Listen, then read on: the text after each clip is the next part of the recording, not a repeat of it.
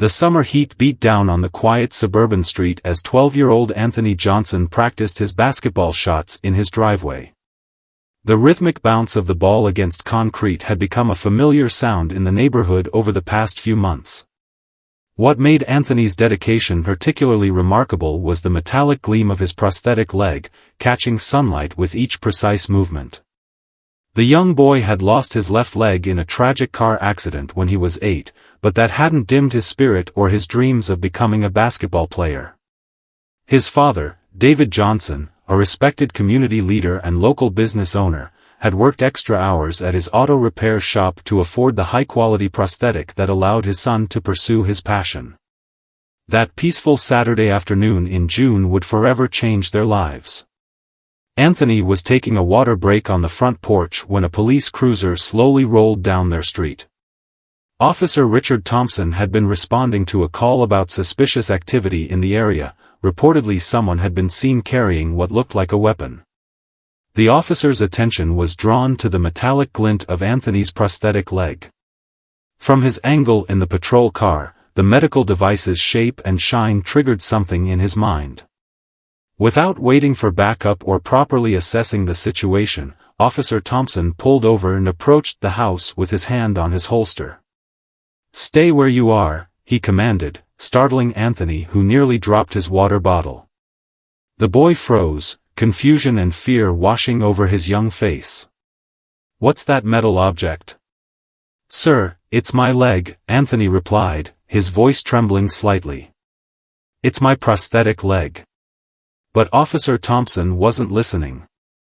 Years of dealing with high-stress situations had sometimes led him to act first and question later. In a move that would later spark widespread outrage, he demanded Anthony remove the prosthetic leg for inspection. "But sir, I need it to walk," Anthony protested, tears welling up in his eyes. The officer insisted, his voice growing more stern. Just then, Mrs. Torres, their elderly neighbor who had been tending to her garden, noticed the escalating situation. She had known the Johnsons since they moved into the neighborhood 4 years ago and had watched Anthony grow from a shy, recovering accident survivor into a determined young athlete. "What's going on here?" she called out, setting down her gardening tools. "That's David Johnson's boy. He lives here." The situation might have de-escalated then, but Officer Thompson, perhaps too committed to his initial suspicion, proceeded to confiscate Anthony's prosthetic leg for investigation purposes. The boy was left sitting on his front porch, unable to walk, while Mrs. Torres frantically tried to reach his father. David Johnson was in the middle of fixing a transmission when he received the call. His hands trembled as he listened to Mrs. Torres's hurried explanation. In 15 years of running his business in the community, he had built a reputation as a man of integrity and calm demeanor. But at that moment, hearing about his son's distress, he felt a storm of emotions he hadn't experienced since losing his wife in the same accident that took Anthony's leg. "I'll be there in 10 minutes, he said, his voice steady despite the turmoil inside. "Please stay with Anthony." As David rushed home, his mind raced through years of conversations he'd had with Anthony about interactions with law enforcement. They had discussed the importance of staying calm, being respectful, and clearly communicating, all the things a father feels compelled to teach his black son in America. But nothing had prepared either of them for this situation. The drive home was the longest 10 minutes of David's life. Each traffic light seemed to last an eternity as he gripped the steering wheel, his work clothes still carrying the smell of motor oil. He had built his life around protecting his son after the accident, ensuring Anthony had every opportunity to thrive despite his disability. Now, in a cruel twist of fate, the very thing that had given his son independence had been taken away by someone meant to protect and serve. When David pulled into his driveway, he saw Anthony still sitting on the porch, Mrs. Torres beside him with a protective arm around his shoulders. Officer Thompson stood nearby, holding the prosthetic leg while speaking into his radio. The scene before him was like something from a nightmare, but David knew he had to handle this situation with the same careful precision he used when working on the most delicate car repairs. As he stepped out of his truck, David straightened his back and took a deep breath. He wasn't just David Johnson the father right now, he was David Johnson the business owner, the community member, the man who had rebuilt his life and his son's life after tragedy. He carried with him not just a father's fury, but also years of earned respect and wisdom. The truth he was about to share would do more than just resolve a misunderstanding, it would challenge Officer Thompson's preconceptions and touch hearts across the nation. But first, David had to master his own emotions and find a way to transform this moment of potential conflict into an opportunity for understanding. Walking toward his son, David's mind flickered back to the day he had first helped Anthony learn to walk with his prosthetic leg. They had both fallen many times that day, but they had always gotten back up together. Now, once again, they would face this challenge the same way, together. As David approached the scene, he noticed how his son's shoulders tensed, then relaxed upon seeing him. It was a subtle gesture that spoke volumes about their bond, a connection forged through years of facing challenges together. The summer breeze carried the scent of Mrs. Torres's jasmine flowers, a stark contrast to the tension hanging in the air. "Officer," David spoke with measured calm, his work boots crunching against the gravel driveway. "I'm David Johnson, Anthony's father and owner of Johnson's Auto Repair on Oak Street. May I ask why you've taken my son's prosthetic leg?" Officer Thompson shifted his weight, still holding the prosthetic leg awkwardly. The afternoon sun highlighted the doubt beginning to creep across his face. "Sir, we received reports of suspicious activity in the area. I noticed what appeared to be a metallic object." "A metallic object," David repeated softly, letting the words hang in the air. He reached into his back pocket and pulled out his wallet, drawing out a small photograph. It was creased at the corners, clearly well handled. "Officer Thompson, I'd like to show you something, if I may." The photograph showed a younger Anthony in a hospital bed, surrounded by get-well cards and balloons. It was taken just days after the accident that changed their lives forever. David had carried this photo every day since then, a reminder of how far they'd come.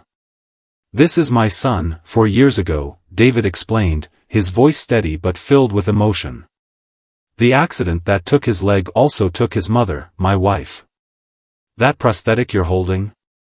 It represents months of physical therapy, countless hours of practice, and every extra shift I could pick up to afford it.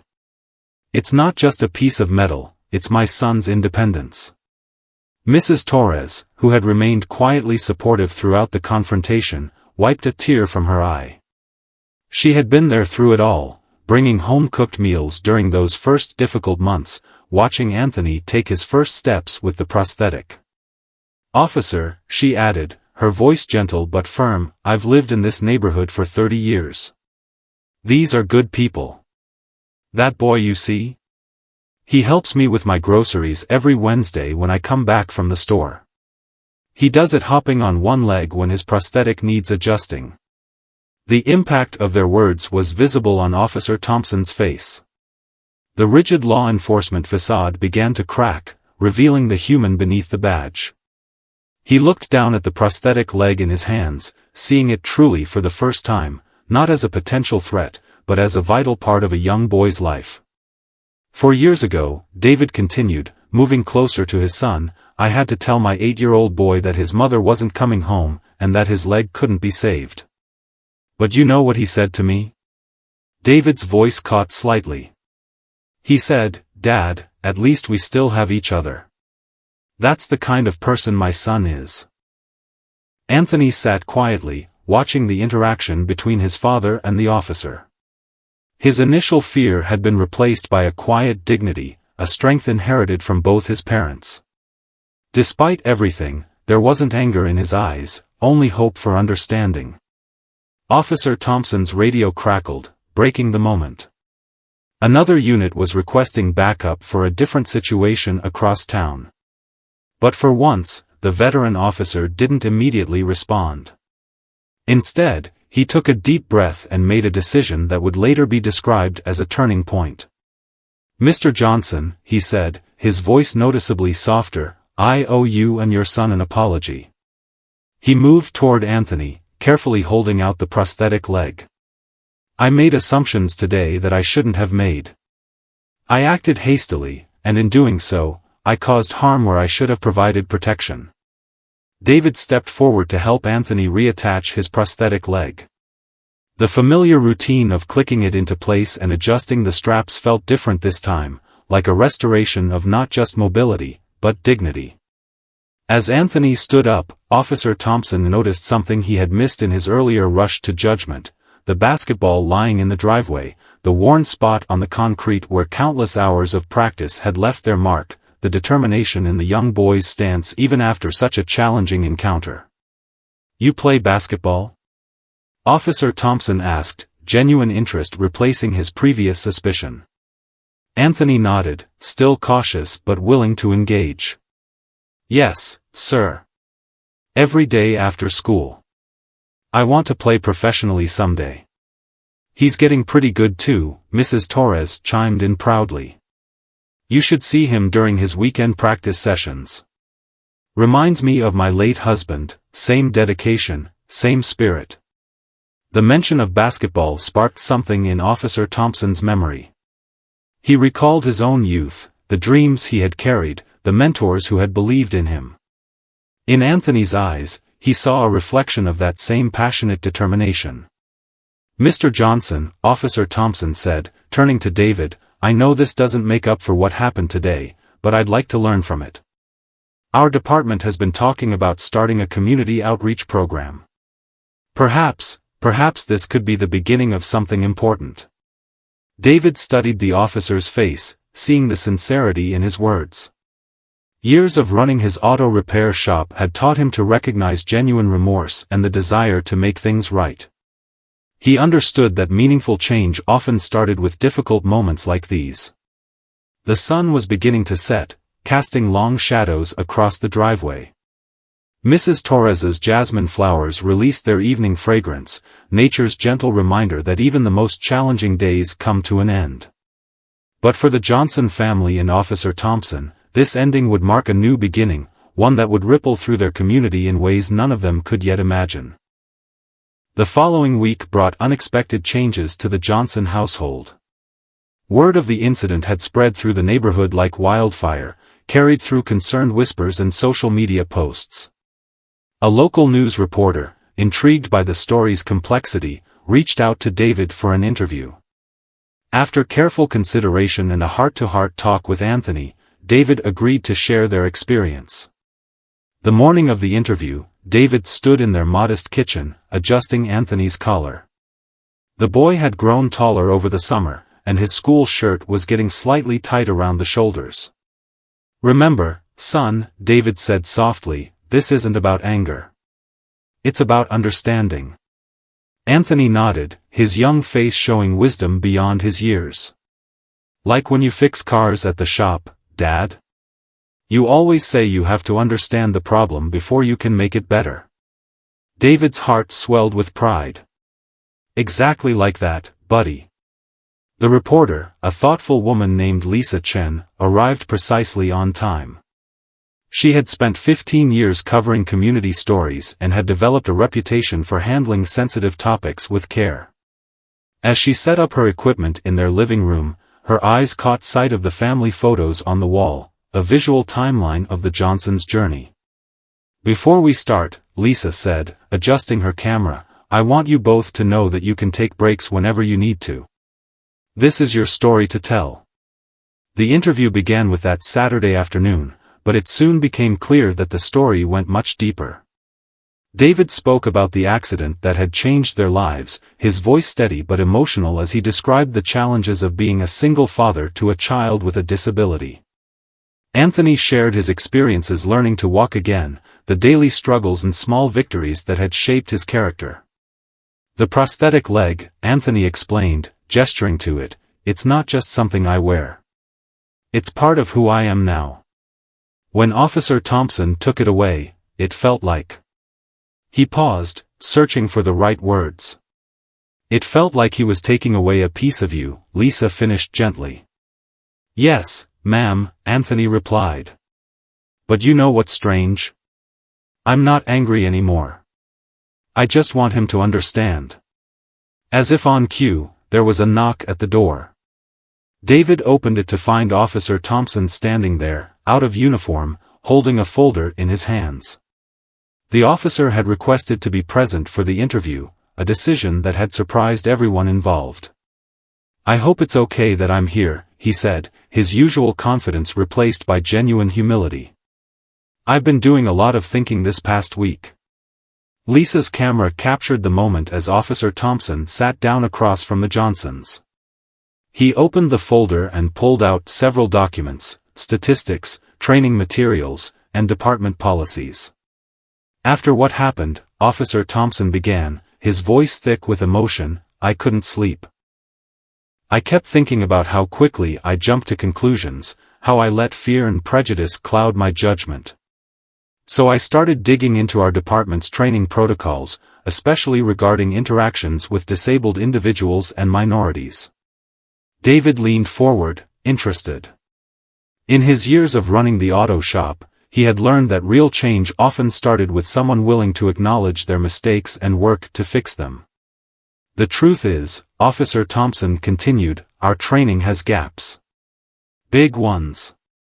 We spend hours learning about threat assessment but barely touch on understanding disability rights or cultural sensitivity.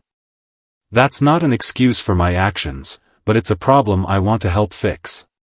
The officer then revealed that he had scheduled meetings with disability rights advocates and community leaders. He wanted to develop new training modules that would help prevent similar incidents in the future. But more than that, he had a personal proposal for the Johnsons. "Anthony," he said, turning to the boy, "I understand you're serious about basketball. I used to coach youth leagues before joining the force.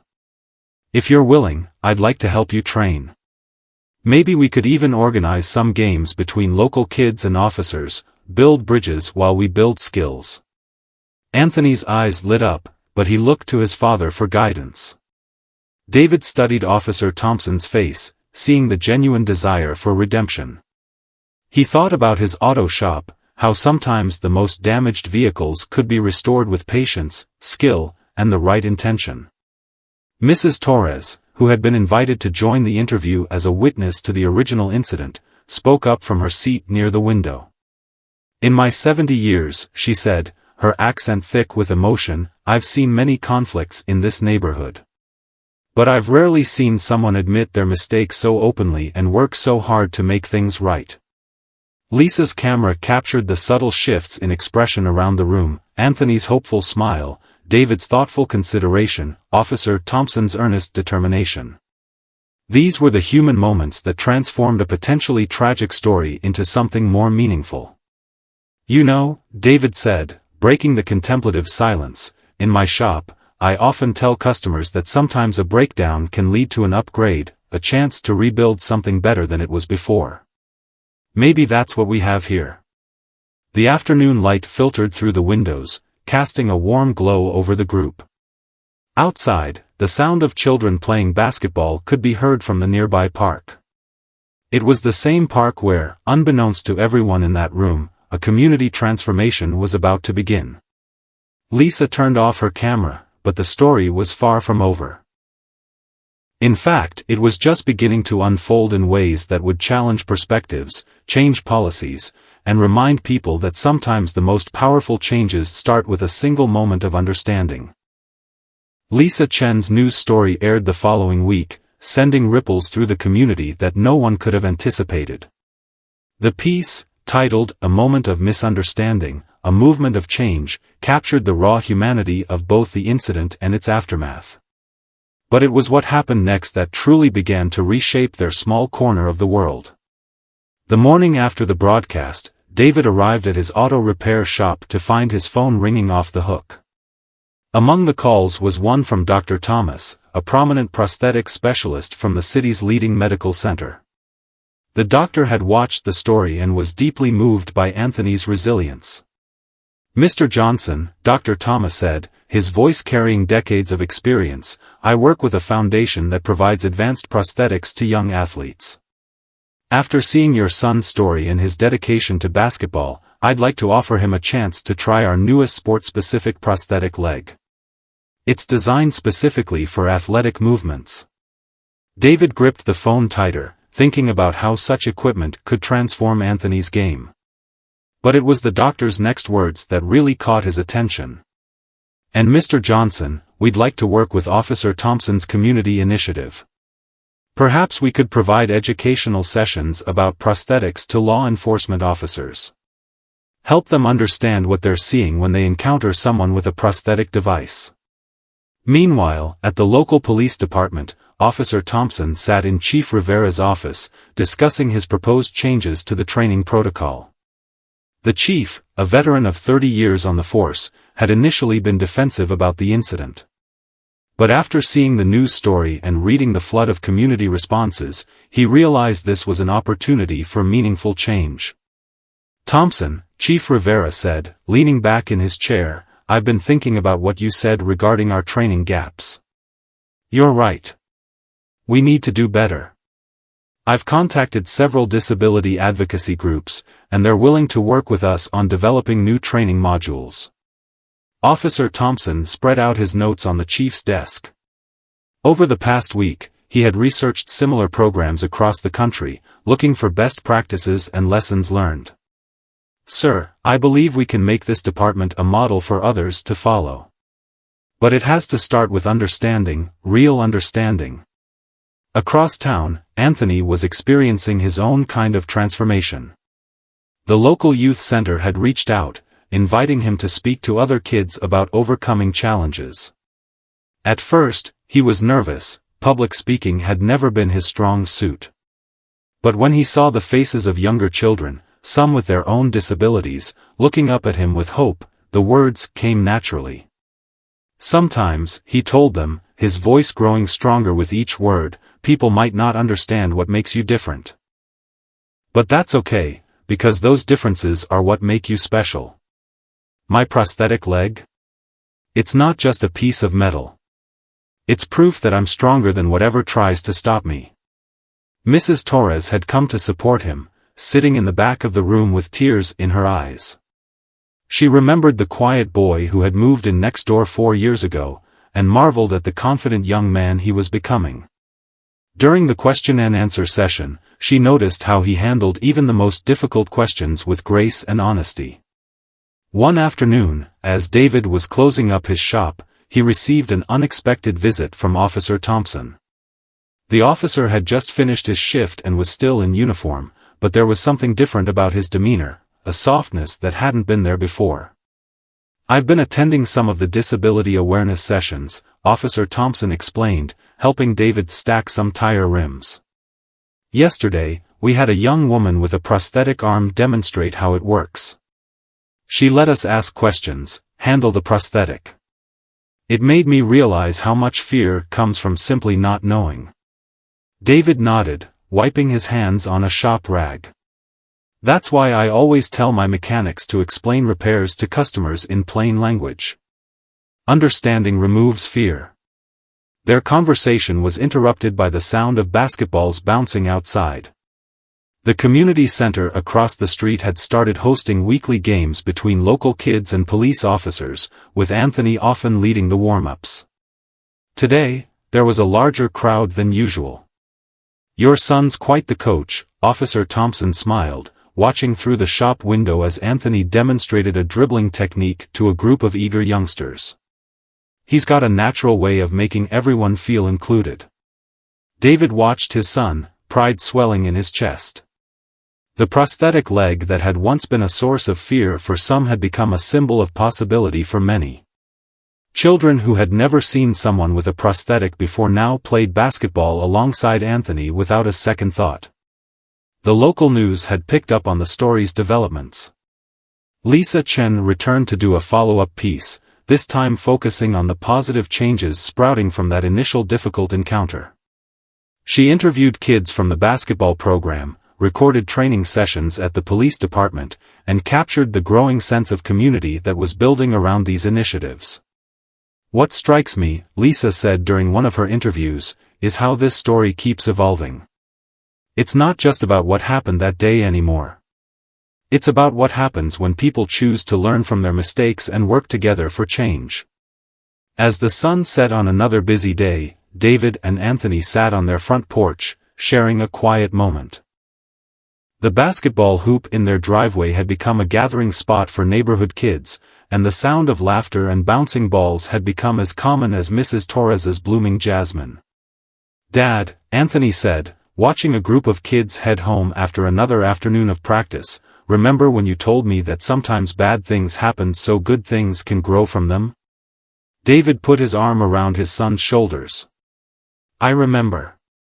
I think I understand that better now," Anthony smiled, his eyes bright with wisdom beyond his years. The story that had started with fear and misunderstanding was blossoming into something beautiful, a testament to the power of human connection and the possibility of change. As autumn painted the neighborhood trees in brilliant shades of orange and red, the impact of Anthony's story continued to grow in unexpected ways. Dr. Thomas's foundation had followed through on their promise, and Anthony was now adjusting to his new sports prosthetic. The advanced technology allowed for smoother movements and better shock absorption, opening up new possibilities for his basketball dreams. One crisp Saturday morning, David watched from the sidelines as Anthony practiced with his new prosthetic. Officer Thompson had kept his word about the coaching, showing up 3 times a week to work with Anthony and any other kids who wanted to join. Today was different though, there was a special visitor observing from the bleachers. James Cooper, a Paralympic basketball player who had heard about Anthony's story, had driven 3 hours to meet the young athlete. As he watched Anthony's determined practice session, Cooper couldn't help but smile, remembering his own journey years ago. "He's got natural talent," Cooper remarked to David, his eyes following Anthony's smooth movements on the court. "But more importantly, he's got heart. You can't teach that." During a water break, Cooper wheeled himself onto the court to speak with Anthony. The two quickly fell into an animated discussion about basketball techniques and the mental aspects of the game. Cooper shared stories about his own experiences, the challenges he'd faced, and the victories that had made it all worthwhile. "You know what the hardest part was for me?" Cooper asked, demonstrating a shooting technique. "It wasn't learning to play from a wheelchair. It was learning to see myself as more than my disability. But once I did that, everything changed." Anthony absorbed every word, his eyes bright with inspiration. The presence of someone who had achieved professional success despite physical challenges made his own dreams feel more tangible than ever. Meanwhile, the changes at the police department were taking root in meaningful ways. Chief Rivera had fully embraced Officer Thompson's initiative, making it a model program for other precincts. The training sessions now included regular interactions with community members with disabilities, creating understanding through personal connections.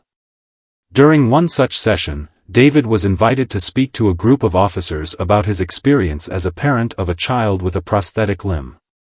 Standing before the room of uniformed officers, he shared not just the story of the incident, but the daily realities of their lives. "Every morning," David explained, his voice carrying years of experience, "we go through a routine that most people never think about. Checking the fit of the prosthetic, making sure there's no irritation, adjusting it throughout the day as needed. It's part of our normal, but it's also something that requires constant awareness and care." The officers listened intently, many taking notes. One young officer raised her hand. "How can we better approach situations involving prosthetics or other medical devices? What should we be looking for?" David appreciated the earnest question. "The key is communication," he replied. "Ask respectfully. Listen to the answers. Remember that behind every medical device is a person with a story." Back at the community center, Mrs. Torres had started a support group for families of children with disabilities. The weekly meetings had become a safe space for sharing experiences, resources, and hope. Anthony occasionally joined these sessions, his story serving as an inspiration for younger children and their parents. "When I first got my prosthetic," Anthony shared during one meeting, "I thought it made me different in a bad way. But now I understand that being different isn't bad, it's just different. And sometimes, being different helps other people see things in a new way. The ripple effects of their story continued to spread. Lisa Chen's follow-up news segments had caught the attention of national media, and requests for interviews started pouring in.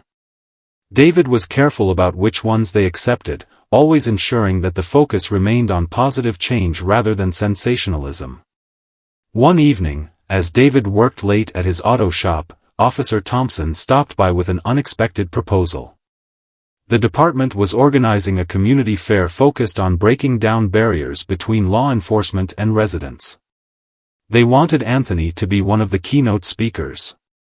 "We're calling it Building Bridges Day," Officer Thompson explained, helping David close up the shop.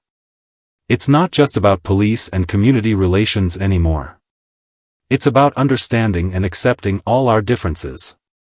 David considered the proposal carefully. Anthony had grown more comfortable with public speaking, but this would be his biggest audience yet. "I'll talk to him about it," David said. "But knowing my son, he'll probably say yes. He's never been one to back down from a challenge." That night at dinner, as David brought up the speaking opportunity, Anthony surprised him with his response. "Dad, remember how you always say that every car that comes into your shop teaches you something new? I think this is like that. Every time we share our story, someone learns something new." The wisdom in his son's words struck David deeply. In the months since the incident, they had seen how their personal experience had become a catalyst for change. What had started as a moment of fear and misunderstanding had grown into a movement of understanding and connection. Mrs. Torres, who had stopped by with her famous homemade cookies, added her own perspective. "In all my years in this neighborhood, I've never seen people come together quite like this. Sometimes it takes a storm to make us appreciate the rainbow that follows." As they sat around the kitchen table, sharing cookies and conversation, David reflected on their journey. The incident that could have left them bitter had instead opened doors to new possibilities. Anthony's basketball skills were improving daily with his new prosthetic and Cooper's mentorship. The police department was becoming a model for community engagement. And most importantly, their story was helping others find their voice and courage. Looking at his son laughing with Mrs. Torres, David saw not just the boy who had faced adversity with grace, but a young leader who was helping to shape a more understanding world. The truth that had stunned everyone that day wasn't just about what had happened, it was about what could happen when people chose to learn, grow, and connect across their differences. The morning of the Building Bridges Day fair dawned bright and clear, with a crispness in the air that signaled the approaching winter. The community center's parking lot had been transformed into a vibrant festival space, with colorful banners and information booths dotting the landscape. David helped Anthony adjust his tie, a rare sight for the usually casual 12-year-old. "You nervous, buddy?" David asked, noticing his son's fingers drumming against his leg, a habit he'd picked up from his mother. "A little," Anthony admitted, watching people stream into the fair grounds. "But Mom always said being nervous means you care about doing something right." The fair had drawn an unexpected crowd. Families from neighboring communities had traveled to attend, having heard about the event through Lisa Chen's news coverage and word of mouth. Dr. Thomas had set up an educational booth about prosthetics, complete with demonstrations and interactive displays that allowed people to better understand how different devices worked. James Cooper had returned, this time bringing several other Paralympic athletes with him. They had organized a wheelchair basketball demonstration that was drawing significant attention. Cooper had insisted that both able-bodied and disabled participants try playing from wheelchairs, creating an eye-opening experience for everyone involved. "It's about perspective," Cooper explained to a group of amazed onlookers. "When you experience something from someone else's point of view, even for a few minutes, it changes how you see the world." Officer Thompson, dressed in his formal uniform, was leading tours of a police cruiser, explaining equipment and procedures to curious children and their parents. But this wasn't a typical police demonstration. he had specifically designed it to address concerns and build trust. Each tour included a discussion about proper police interaction with people with disabilities and medical devices. Remember, he told each group, our job is to protect and serve everyone in our community. That means understanding and respecting all the different ways people live and move through the world. Mrs. Torres had organized a diverse group of community elders to share stories of how the neighborhood had changed over the decades. Their booth, decorated with historical photos and newspaper clippings, had become a popular gathering spot for people to share experiences and build connections across generations. As the morning progressed, Chief Rivera arrived with an announcement that brought tears to many eyes. The department was launching a new scholarship program for disabled youth interested in law enforcement or community service careers. The first scholarship would be named in honor of Anthony's mother, recognizing her dream of becoming a teacher and her belief in education as a path to understanding. Sometimes, Chief Rivera said during the announcement, it takes a moment of crisis to show us where we need to grow. This scholarship represents our commitment to learning from the past and building a better future. When it was time for Anthony's speech, the crowd gathered around the main stage. David stood at the back, his heart swelling with pride as his son approached the microphone. Anthony had practiced his speech for weeks, but as he looked out at the sea of faces, he set aside his prepared notes. A few months ago, Anthony began, his voice clear and steady. Something happened that could have torn our community apart. Instead, it brought us together. My prosthetic leg was seen as something scary, something suspicious. But look around today, now it's helping people learn and understand. He gestured to the various booths and activities surrounding them. I see kids playing basketball with Paralympic athletes. I see police officers learning about different types of medical devices. I see neighbors talking to neighbors they never knew before. And I see my dad's words coming true. Sometimes the hardest moments can lead to the most beautiful changes. As Anthony spoke, David noticed Officer Thompson wiping away tears. The officer who had once approached Anthony with suspicion was now one of his strongest advocates. Near him, Lisa Chen was filming the speech, her camera capturing not just Anthony's words, but the emotional response of the crowd. My mom used to say that understanding comes from the heart, Anthony continued, his voice growing stronger. She was right. When we open our hearts to learn about each other, when we choose to understand instead of fear, we build bridges that can last a lifetime. The applause that followed Anthony's speech seemed to shake the very ground.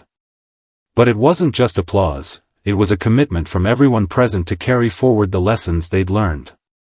After the speech, as people mingled and shared stories, Dr. Thomas pulled David aside with exciting news. The foundation was expanding its program, using the success of Anthony's story as a model for other communities. They wanted to create similar initiatives across the country, combining medical education with community building. Your son's experience has opened doors we didn't even know existed, Dr. Thomas explained. We're seeing interest from police departments nationwide about implementing disability awareness training. Medical schools are asking about community engagement programs. This is becoming something much bigger than we imagined. As the day wound down, Anthony sat with Cooper and the other Paralympic athletes, soaking in their advice and stories. They had invited him to attend their training camp during the upcoming summer break, an opportunity that seemed like a distant dream just months ago. Mrs. Torres, watching the scene from her booth, shared a knowing smile with David. You know, she said, arranging the last of her historical photos, some people see disabilities as limitations. But today has shown us that they can also be bridges that connect us, teach us, and make us better people. The sun was setting as the last visitors left the fair grounds. Anthony and David stayed behind to help with cleanup, working alongside Officer Thompson and other community members. The physical bridges they had built for the day, the booths, stages, and displays, were coming down, but the invisible bridges between hearts and minds were stronger than ever. Dad, Anthony said as they loaded the last of the chairs into a truck, do you think Mom would be proud of what we've done?" David pulled his son into a tight hug, remembering his late wife's passion for teaching and bringing people together. "She wouldn't just be proud, son. She would say this is exactly what she always knew you could do, turn a challenge into a chance to help others." Winter had settled in, bringing with it shorter days and longer nights, but the warmth of change continued to spread through the community. The success of Building Bridges Day had sparked a movement that was gaining momentum across the state. Anthony's story had become more than just a local narrative, it was now a blueprint for change. One snowy morning, David received an unexpected call from the State Police Academy. They were revamping their training curriculum and wanted his input on a new module specifically focused on interactions with individuals with disabilities. The conversation left him thinking about how far they'd come from that tense Saturday afternoon just months ago. At the auto repair shop, David had noticed a shift in his customers too. People weren't just coming in for car repairs anymore, they were seeking connection. Many shared their own stories of misunderstandings and reconciliation, turning the waiting room into an impromptu community space. "You know what's funny?" David told Mrs. Torres one evening as she dropped off her famous hot chocolate. "I used to think running a successful business meant keeping your head down and focusing only on the work. Now I realize it's about building relationships too." Anthony's basketball journey had taken an exciting turn. The summer training camp with the Paralympic athletes was approaching, and James Cooper had become a regular presence in their lives, mentoring Anthony both on and off the court. During one practice session, Cooper shared news that left Anthony speechless. "The National Paralympic Committee is putting together a youth development program," Cooper explained, watching Anthony practice his free throws. "They want to feature your story in their launch campaign. They believe it could inspire other young athletes with disabilities to pursue their dreams." The program would include a series of basketball clinics across the country, with Anthony and Cooper traveling to different cities to share their experiences and teach basketball skills. It was an opportunity that seemed almost too good to be true. "But what about school?" Anthony asked, always mindful of his father's emphasis on education. Cooper smiled. "That's the best part. The program includes a tutoring component. They want to show that athletic and academic excellence can go hand in hand." Officer Thompson, who had been watching the practice, added his own perspective. "You know, Anthony, sometimes life gives us platforms we never expected. The question is what we choose to do with them." The officer had undergone his own transformation over the past months. His community policing initiative had been recognized by the state's Police Chief Association, and he'd been invited to speak at their annual conference. But more importantly, he'd found a new purpose in his work. One cold afternoon, as snowflakes danced outside the community center windows, Officer Thompson gathered a group of fellow officers for their weekly sensitivity training session. The program had evolved far beyond its original scope, now incorporating regular interactions with community members of all abilities. "When I first joined the force," Thompson shared with his colleagues, "I thought our job was simply to enforce the law. Now I understand that our real duty is to serve and protect everyone, and that means truly seeing and understanding the people in our community." Dr. Thomas's foundation had also expanded its reach. Inspired by Anthony's experience, they'd launched a nationwide initiative to provide sports prosthetics to young athletes. The program included not just the equipment, but also comprehensive support services and community education. "We're seeing a paradigm shift," Dr. Thomas explained during a video call with David and Anthony.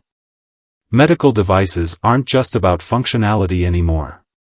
They're about enabling dreams, building confidence, and creating understanding." Mrs. Torres, ever the community historian, had started documenting these changes.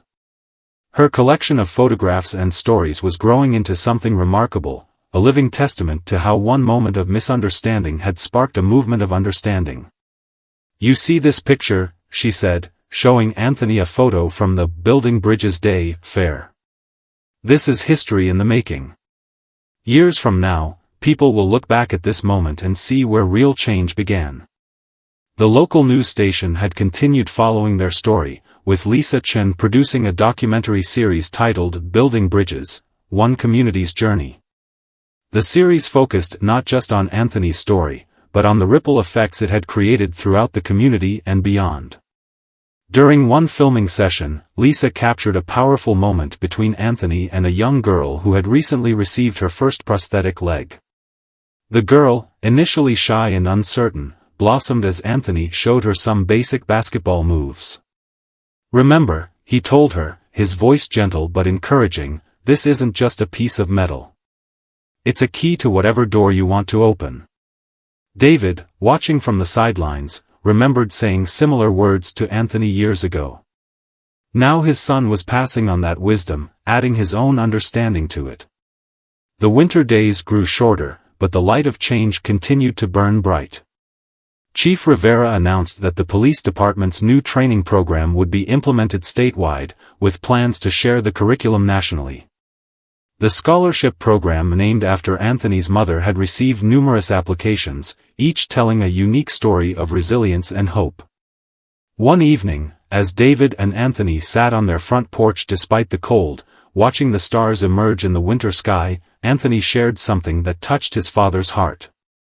"Dad, remember when you used to tell me that Mom is watching over us from the stars?" Anthony asked, his breath visible in the cold air. "I think she helped guide us through all of this.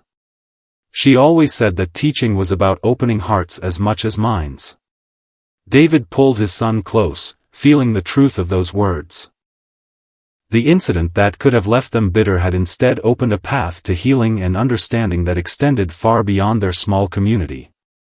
Their truth, the truth that had stunned everyone that day, wasn't just about what had happened. It was about what could happen when people chose to learn from their mistakes and work together to create positive change. Spring arrived with a burst of renewal, painting the neighborhood in fresh colors and new possibilities. 1 year had passed since the incident that changed their community forever. The anniversary wasn't marked by remembering the tension of that day, but by celebrating the transformation it had sparked. The community center buzzed with activity as people gathered for what had become an annual tradition, the Building Bridges basketball tournament. Teams comprised of police officers, community members, and athletes with disabilities competed together, breaking down barriers through shared passion for the game. Anthony, now 13, stood at center court, his new competition-grade prosthetic gleaming under the gymnasium lights. He had just returned from his third Paralympic Youth Development Clinic, where he'd helped coach young athletes from across the country. The shy boy from a year ago had grown into a confident young leader. "Welcome everyone," he addressed the crowd, his voice carrying the warmth and wisdom that had become his trademark. "Last year, we learned that sometimes the best bridges are built from understanding our differences. Today, we're not just playing basketball, we're continuing to build those bridges." Officer Thompson, standing beside him in basketball shorts rather than his usual uniform, nodded in agreement. Their unlikely friendship had become a symbol of what was possible when people chose connection over fear. The training program they had developed together was now being implemented in police departments across 3 states. "Anthony taught me something important," Officer Thompson shared with the gathered crowd. "He showed me that sometimes our biggest mistakes can lead to our greatest opportunities for growth. Today, we're not just celebrating a game, we're celebrating second chances and new beginnings." David watched from the bleachers, sitting between Mrs. Torres and Dr. Thomas. The auto repair shop owner had become an unexpected advocate for community policing reform, speaking at conferences and consulting with departments nationwide. His practical approach to building understanding had resonated with both law enforcement and community members. "You know," Dr. Thomas remarked, watching Anthony demonstrate a shooting technique to a young girl with a prosthetic arm, "when we first started this program, we thought we were just providing sports equipment. But Anthony showed us it's about so much more, it's about providing hope, dignity, and opportunity." The tournament had drawn participants from neighboring states, each bringing their own stories of challenge and triumph. Lisa Chen's documentary series had aired nationally, inspiring other communities to start their own bridge-building initiatives. She moved through the crowd with her camera, capturing moments that would become part of the ongoing narrative of change. During a break between games, James Cooper gathered the young athletes for a motivational talk. The Paralympic champion had become a regular mentor in their community, but today he had a special announcement. Thanks to the success of this program, Cooper announced, the Paralympic Committee has decided to establish 5 regional training centers across the country. And they want this community to host the first one. The news was met with thunderous applause. The training center would provide opportunities for young athletes with disabilities to develop their skills while also serving as a hub for community education and police training programs. Mrs. Torres, who had been quietly documenting the day in her ever-present notebook, wiped away tears of joy. Her collection of community stories had grown into a traveling exhibition titled Bridges of Understanding, which was being featured in museums and community centers nationwide. In all my years, she said, her voice thick with emotion, I never imagined our little neighborhood would become a model for national change. But then again, I always knew there was something special about that Johnson boy. Chief Rivera arrived later in the afternoon, not to supervise but to participate. The police department had undergone a complete cultural transformation under his leadership. The scholarship program named after Anthony's mother had expanded to support 10 students annually, creating a new generation of community leaders committed to understanding and inclusion. During the final game of the tournament, Anthony found himself playing alongside Officer Thompson against a team that included his father and James Cooper. The gym erupted in cheers as Anthony executed a perfect three-pointer, a move he had practiced countless times in his driveway. But the real victory wasn't in the score. It was in the sight of people from all walks of life, with different abilities and backgrounds, coming together in genuine fellowship. The fear and suspicion that had once divided them had been replaced by understanding and respect. As the day drew to a close, David and Anthony stood together at center court, surrounded by their extended community family. Dr. Thomas approached them with a frame in his hands. It was the original photograph David had shown Officer Thompson that day, now accompanied by a new one taken at the tournament. Sometimes, Dr. Thomas said, presenting them with the frame, we need to remember where we started to appreciate how far we've come. The contrast between the two photos told their story eloquently. The first showed a wounded boy in a hospital bed, the second captured a confident young athlete surrounded by a community of support. It was a before and after that represented not just Anthony's journey, but their entire community's transformation. That evening, as the sun set on another milestone day, David and Anthony sat on their front porch swing, a tradition that had become even more meaningful over the past year. Mrs. Torres's jasmine was blooming again, filling the air with its sweet scent. Dad, Anthony said, looking at the framed photos in his hands, do you think we've built enough bridges? David smiled, remembering all the lives they had touched and all the people who had touched theirs. Son, bridge building is never really finished. Each person who learns from our story starts building their own bridges. That's how real change happens, one connection at a time.